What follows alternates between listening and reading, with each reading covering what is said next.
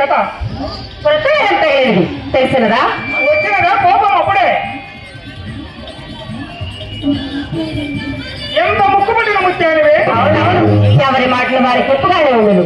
ఈ పూటను ఎవరో తప్పకుండా పైకి వచ్చుతారని వాగ్దానం చేసి వెళ్ళినందున అమ్మనವರು కట్ట వచ్చింది కదా అని మహా సంతోషంతో ఇలా ముస్తాబై కూర్చున్నందుకు కలిగిన ఫలితం ఇది.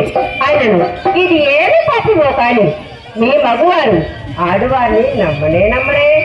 ఏ చండాలుడు నిన్ను నమ్మని వాడు నిర్మూలమైపోవను. ఏదో హాస్యమనక మాటకు అంత అలుగ ఎందులకు చెందామని. హాస్యములకు హద్దులు అవ్వలేదు. పొడలమండు హాస్యమా పోయమ్మ పొరపాటు కానీ ఆ సుఖ